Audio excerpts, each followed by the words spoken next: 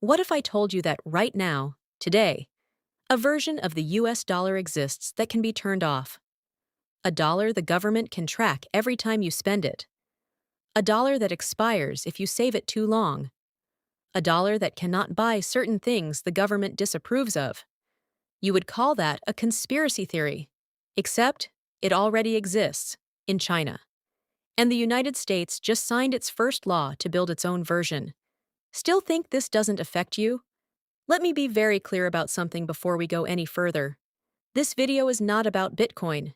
It is not about speculation. It is not about getting rich overnight on some meme coin. This video is about something far more fundamental. Something that touches every single dollar you have ever earned. Every bill you have ever paid. Every purchase you have ever made. This video is about the future of money itself. And the terrifying part is not what is coming. The terrifying part is how quietly it is already here, and how few people are paying any attention at all. To understand what is happening right now, you need to go back, not far, just to 1971. On a Sunday evening in August of that year, President Richard Nixon appeared on television and made an announcement that most Americans barely noticed. He was taking the United States dollar off the gold standard. Permanently. Before that night, every dollar in circulation was backed by a real physical quantity of gold sitting in a vault. After that night, it wasn't. The dollar became, in the language of economists, a fiat currency, backed by nothing except the full faith and trust of the United States government. Most people went to bed that night without understanding what had just changed. And yet, that single quiet decision reshaped every economy on Earth. It changed how wealth was created, transferred, and destroyed. It changed the relationship between every citizen and their government forever.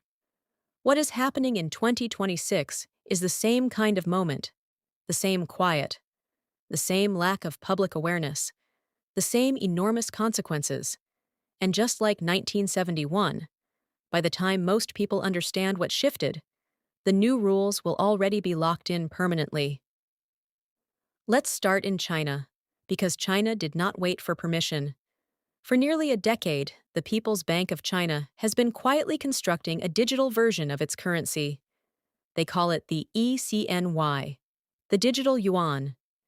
And in early 2026, they upgraded it in a way that changed everything. They made it interest-bearing. Your digital yuan wallet now earns money automatically, just like a savings account. Except this account has a feature that no savings account in human history has ever had. It is programmable. Think carefully about what that word means. Programmable money. Money with rules baked directly into its code. Rules about when you can spend it, where you can spend it, how much you can move at once. Rules about whether it expires. By the end of 2025, China's digital yuan had already processed over 3.48 billion individual transactions, with a combined value crossing 2.3 trillion US dollars. This is not a test anymore. This is not a pilot program.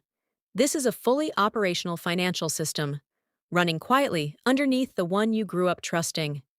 And here's the detail that should make you stop and think.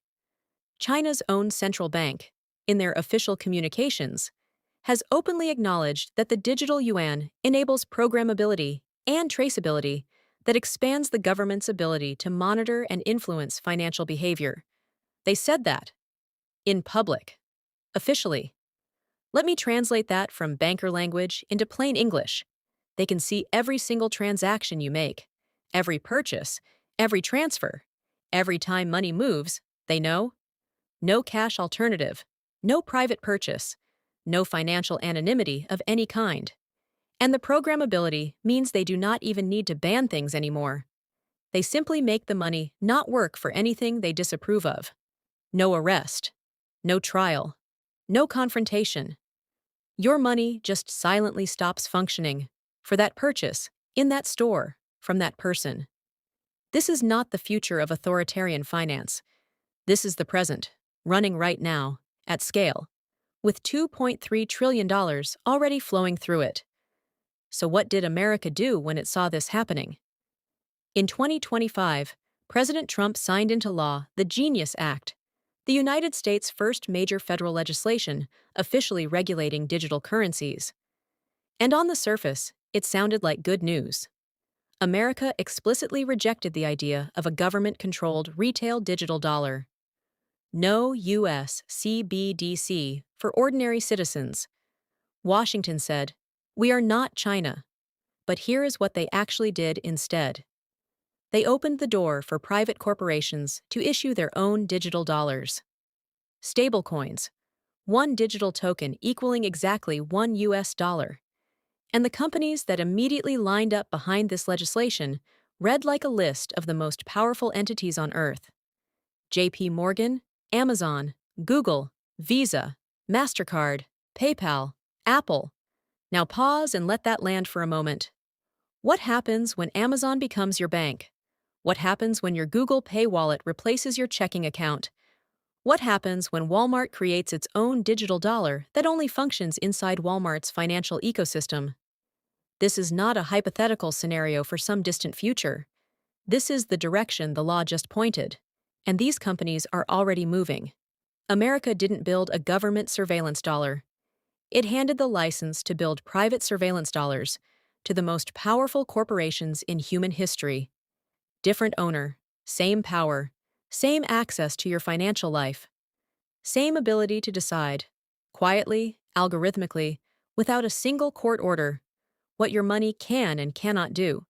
And while this legislative battle was playing out in Washington, stablecoins were already spreading everywhere. Right now, 700 million people on this planet own some form of digital currency. And stablecoins are the fastest growing segment of that number by far. Banks discovered they could use stablecoins to settle transactions between themselves at night, faster, cheaper, and without the old correspondent banking system that hemorrhages billions in fees annually.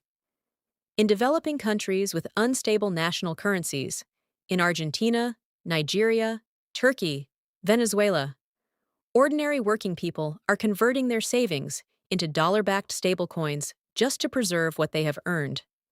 Not as investment, not as speculation, as pure financial survival, because a stablecoin pegged to the US dollar holds its value in ways their own government's money simply cannot. And major global companies discovered that when their traditional payment infrastructure failed, stablecoin transactions stepped in and filled the gap overnight, automatically, without announcement, without confusion. It simply worked. Stablecoins are not the future of money. They are the present, operating in real economies, solving real problems right now. In places and systems most people never think to look. Here is the deeper pattern that every person watching this video needs to understand. Every major shift in monetary history followed the same exact sequence. In 1913, the Federal Reserve was established in a secret meeting held on a private island off the coast of Georgia. The attendees arrived separately, used false names, and spoke to no one outside the meeting. The American public did not learn the full details of what happened there for years. By then, it was permanent, untouchable, and irreversible.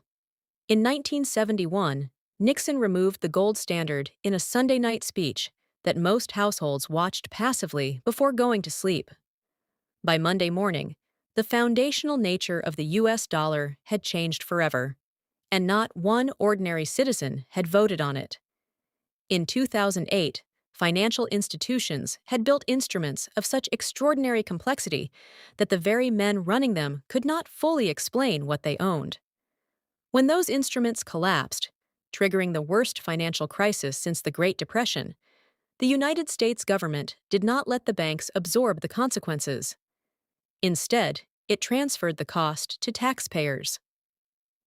Ordinary working Americans paid for the failures of people who faced zero personal accountability, the greatest upward transfer of wealth in modern American history, executed in a matter of weeks. The pattern never changes. The transformation happens quietly. The public remains distracted. The new rules get locked in. And by the time regular people understand what occurred, the window to do anything about it has already closed. 2026 is one of those moments. It is happening right now. While you watch this video, while most people scroll social media and think about other things, there are two possible worlds being built from everything I have just described. In the first world, digital currencies create something genuinely liberating. You can send money to anyone on Earth in seconds. No bank fees, no 3-day processing delays, no middlemen taking a percentage of every transaction. A worker in the Philippines can receive payment from a client in Chicago instantly for 2 cents. A family in Mexico can receive support from relatives in Texas without losing 8% to a wire transfer company. Cross-border commerce becomes effortless and cheap for the first time in history. This world is real, it is being built, and it is genuinely powerful for ordinary people. In the second world, programmable digital currencies become the most sophisticated financial control system ever constructed by any government or corporation in human history. Every transaction is logged, every financial decision is analyzed, every unconventional purchase, every politically inconvenient donation, every payment to any organization someone in power dislikes, flagged, limited, or silently blocked. Not by law, not by courts, not by any process with due process or appeal, simply by code. Here's the truth that no one wants to say directly. Both worlds are being built, simultaneously, by different people, with vastly different intentions. The same technology enables both possibilities completely, and which world ultimately wins depends almost entirely on whether enough ordinary citizens understand what is being constructed before the construction is finished. So, what do you do with this right now? First, watch the Genius Act implementation closely. The companies that receive stablecoin licenses in 2026 will determine who controls your digital financial life for the next generation. If Amazon or Google become your primary financial infrastructure, your transaction history becomes their data product. You need to understand this before it becomes so normal you stop questioning it.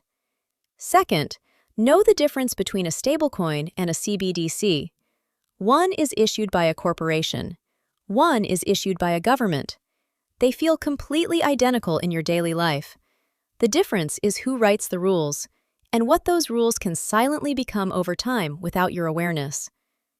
Third, hold real assets. Gold, Bitcoin, property, things that exist outside of any digital financial system.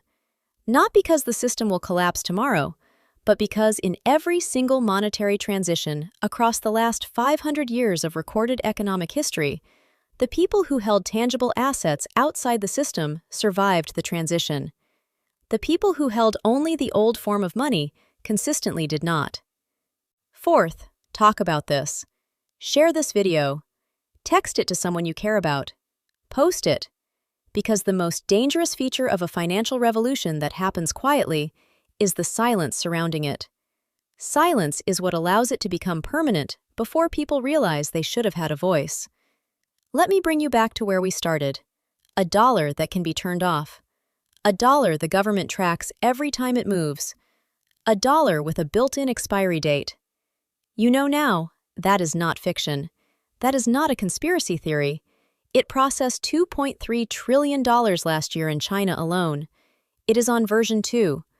And 137 countries, representing 98% of the entire global economy, are currently building their own version of this technology. The question was never really whether this was coming. The question is, when it fully arrives, will your money operate on your terms or someone else's?